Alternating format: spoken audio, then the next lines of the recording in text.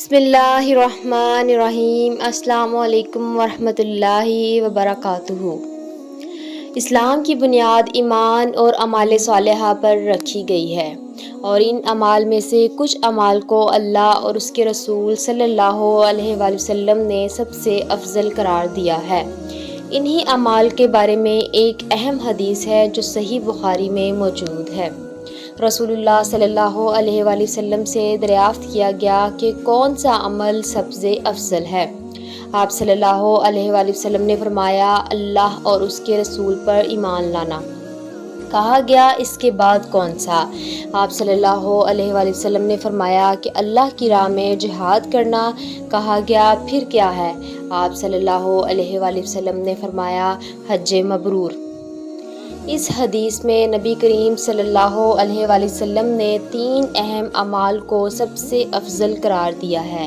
پہلا عمل ایمان ہے، یعنی اللہ اور اس کے رسول صلی اللہ علیہ وآلہ وسلم پر مکمل یقین رکھنا اور اس یقین کے ساتھ زندگی گزارنا۔ دوسرا عمل اللہ کی راہ میں جہاد کرنا ہے، جو کہ دین کی حفاظت اور اللہ کی رضا کے لیے جدوجہد کرنے کا نام ہے۔ اور تیسرا عمل حج مبرور ہے۔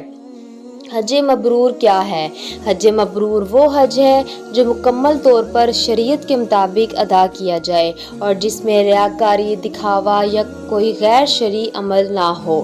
یہ حج انسان کی زندگی میں ایک مثبت تبدیلی لاتا ہے اور اس کے گناہوں کی معافی کا سبب بنتا ہے۔ نبی کریم صلی اللہ علیہ وآلہ وسلم نے فرمایا کہ حج مبرور کا بدلہ صرف جنت ہے۔ حج مبرور کی پہچان یہ ہے کہ اس کے بعد انسان کے اعمال میں نیکی اور تقوی کا غلبہ آ جاتا ہے۔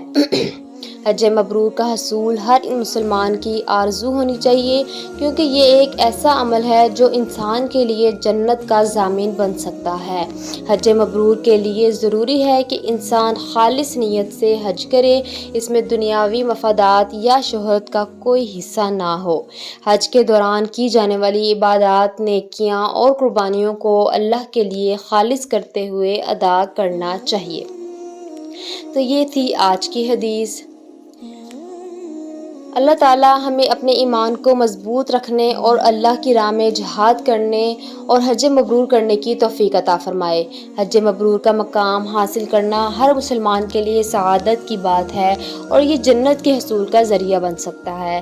اللہ ہمیں اس کی توفیق عطا فرمائے، آمین۔ اگر آپ کو ہماری ویڈیوز پسند آتی ہیں تو ہمارے چینل کو سبسکرائب کریں اور بیل آئیکن کا بٹن دبا دیں تاکہ ہر نئی آنے والی حدیث آپ تک پہنچ سکے۔ جزاک اللہ۔